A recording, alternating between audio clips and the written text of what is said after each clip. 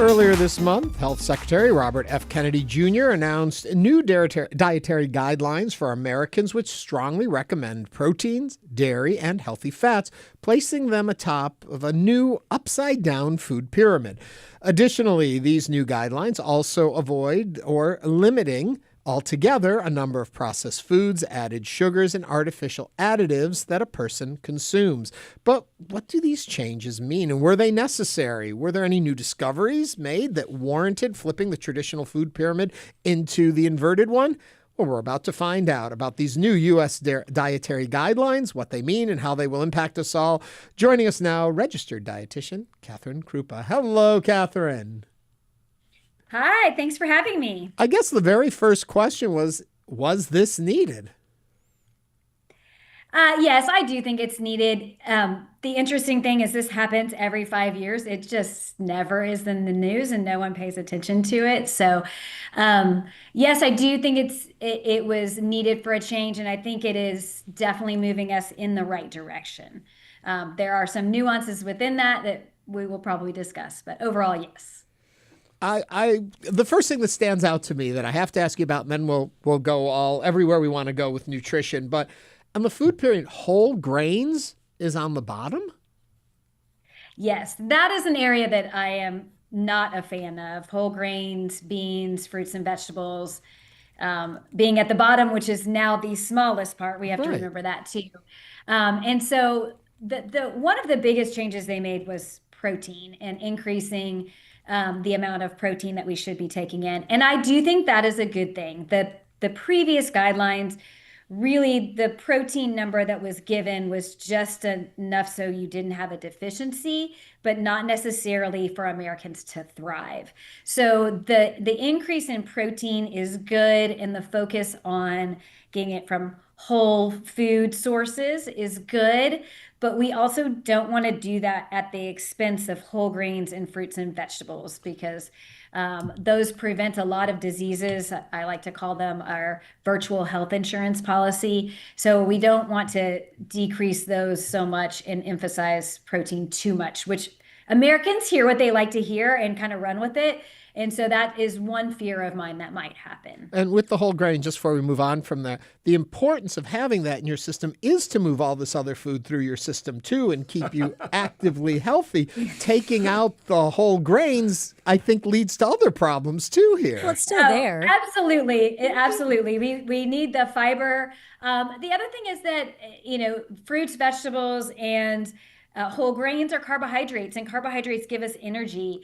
And so if you have someone, the marathon was last weekend, if you had someone who followed this guideline for the marathon, they would not achieve the goal that they wanted to. And so that's another thing to remember, is that this is not a one size fits all. They are guidelines, but I'm a big fan of whole grains. I'm a big fan of fruits and vegetables for the fiber to move the food through our system, but it also reduces your risk of heart disease, cancer, diabetes. And so they are very good foods to keep. Yes. Catherine, talk to me about the egg. I have been around long enough to have heard that there's cholesterol problems with eggs. Yeah. And then it's the yellows. Now it's not the yellows. And now it's not, don't just eat egg whites. Do just eat egg whites. It just goes on and on. So explain the egg to me. I am fine with the egg. I don't demonize the egg. The fat in the egg is saturated fat, which I do want to talk about more, but that is somewhat being promoted in these guidelines. But there's also some really good things inside the fat of the egg. Choline, that's good for your brain. And so I don't have a problem with eggs. I don't limit eggs with my clients. And I have not seen a difference in their cholesterol or health or anything like that. So the whole if egg. people want egg whites, I'm not opposed to that, but I like the egg. Yeah, so you're good with the yellows and the whites. Yes. Okay. Yes. And is there any difference really between brown eggs and white eggs? From a nutritional value, no. No. So it's interesting, Catherine, you mentioned this is moving in the right direction, and I'd like to know more about what you mean by that, because some nutritional professionals have noted that there's a lot of confusion over the pyramid's messaging, contradicts part of the actual text within the guidelines, especially around saturated fats. Yes. So you are absolutely correct. I do think they're moving in the right direction, but I also think they're very confusing. And it may always be confusing to some extent, but this set of guidelines to me is very confusing because they've moved the higher saturated fats up on the pyramid, which again is a positive thing at the moment, where we want more full fat dairy and beef and those sort of things. They are calling for them to come from whole foods. That's one of the things that I think is very positive. Yeah. But the other side of the recommendation is that saturated fat should only be 10% of our diet. Well, it's almost impossible to have high fat dairy and meat up at the top and keep your saturated fat at 10%. So that makes it very confusing and conflicting and almost not possible to do. It would take a well-planned dietitian to be able to do that. So most Americans won't be able to do that. That's certainly a concern of mine, because then if people start eating more high fat dairy and beef and they don't know how to gauge if they're at 10% fat or not, that just sounds good and they run with it. That's very concerning for me for the health of those Americans. Well, all these milks have made a real show, the almond milk and the soy milk and anything but milk. So Yes, are you telling us to get back to milk? I'm always going to tell you to get back to milk. Same. I'm a big dairy fan, but I am not going to jump on the bandwagon of full fat milk. Now, in many processed items, when you take out the fat, they add back sugar. So people think that that's the case in milk, and that's not the case. They just decrease the fat and nothing else changes in the milk. So again, one of the things I'll ask my clients, let's say if they wanted to do a whole fat milk yogurt or full fat milk, is I just ask them, if you only have so many grams of saturated fat or fat per day, are you going to choose that to come from milk or high fat dairy? They typically say no. Now, if they say yes, that's okay. Then you're going to cut back on something else.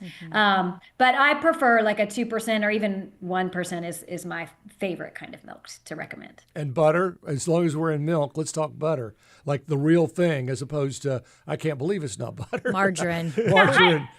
I don't have a problem with butter, but butter should be used in moderation. It's very caloric. And I would say in general, I prefer an olive oil or avocado oil, but I don't mind a butter, but more sticking to like teaspoons versus multiple tablespoons. Yeah, I was going to go to the oil place, actually. Well, you can go there in 1 second. I want to remind everyone we're talking with registered dietitian Catherine Kruppa. And if you've got questions about your dietary intake, she's ready to take those questions. Okay, 713-440-8870. My first caller is Frank. Frank, what's your question? Okay, I drink a tablespoon of cold-pressed organic olive oil, extra virgin olive oil, every morning, and it does wonders. Do you believe in So that? good for you. So good for you. There you go. Yes. That's what I recommend a tablespoon of olive oil a day. It does. So it's great for your digestion. It's great to manage your blood sugar. It's great for many, many things. So yes, I'm a fan of that. Keep it up, Frank. It's really helped me with leg cramps. Like my calves would cramp at night, like a restless leg syndrome. And Yes. and when I take the olive oil, it doesn't happen. So Amazing. I love it. it's a cure-all. Catherine, it's interesting because it seems like one of the reasons that I think that this is in the headlines is because, RFK has been very vocal about wanting to come in and change things, to which I think the messaging that he is putting out there is that people need to stop ultra-processed foods and going back to whole foods, which is great, but it isn't necessarily something that we haven't heard nutritionists say before. Why do you think there is so much attention right now on this messaging? Great question. I mean, it is nothing new for us. I mean, we've been talking about this, since the Snackwells days, but it's never gotten this kind of media attention. And so that in the last really 2 years, it's really out in the media because of RFK and some different doctors that are out there saying it. It's also, I think, becoming more on social media. So we're hearing more about, how bad processed foods are for us. And so I think it's clicking in some Americans' heads. Again, what I see as a great dietitian on the ground seeing clients is they hear what they want to hear and then they ignore what they don't want to hear. So it'll be interesting to see how this plays out and how Americans actually knowing what the guidelines are and will they ever actually follow them? Because in the past, they've never followed them, but they've never gotten this much attention. So it will be interesting to see how this plays out. We're taking your questions at 713-440-8870. Over on YouTube, we heard, if you can go to the moon, we can find a way to make cupcakes and ice creams part of the food pyramid. That takes me into the whole idea of things you've often said is, as long as you're taking things in moderation, you can live a full life. It's not a life of restriction. It's a life about balance. Oh, absolutely. And yes, having ice cream, cupcakes, whatever, your love of choice that's not nutritious, you can absolutely fit in a well-balanced diet. And thank goodness for that we don't have to cut everything out. One thing to think about though is like cupcakes, for instance, or I guess if maybe you go to an ice cream store, they're so much bigger than they were 30 years ago. When I was growing up, they were like a little muffin. Now they're like 3 or 4 times bigger. And we as Americans eat in units. So we don't go, oh, I'm just going to eat part of this yummy cupcake. So watching portion sizes and those things and not keeping them in your house, but having them for special occasions or going out for them is always my recommendation on those sort of things. What about the poor banana? It seems to be being maligned in this. I always thought that was like the ultimate wonder food, and it looks like they're not showing much love for the banana now. Oh, I love the banana too. We'll put it right up there with the egg. The banana goes back and forth on it being bad. I like to tell people no one gained weight from eating too many bananas. This is not the case. The reason it gets demonized is it's a little larger than a typical serving of fruit, and so the sugar is higher and has a higher glycemic index. So if you eat a banana by itself, and a lot of people are wearing continuous glucose monitors these days, and I had a friend of mine tell me, he's like, the worst thing I've eaten since I wore this continuous glucose monitor was the banana. And I'm like, the banana's fine. You just pair it with some protein. Okay. So, you can cut it up and put it in your oatmeal, put some peanut butter on it, have a handful of nuts. The banana is great, high in potassium. And many other things, good fiber. So I like the banana. I'm with you. Banana and 2 tablespoons of peanut butter is a good breakfast. It actually is.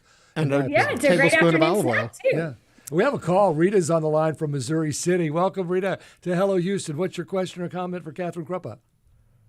Well, I think that nutrition is so closely linked to disease. And when 30 years ago, when the American Heart Association said, y'all need to stop eating all fat, well, what happened was the labeling got changed. They supposedly took fat out, but they added sugar. And the sugar created obesity, which created diabetes, which created heart disease. So I think the whole thing is to look at nutrition in a way that fuels the body as opposed to like food is the enemy or food is my friend.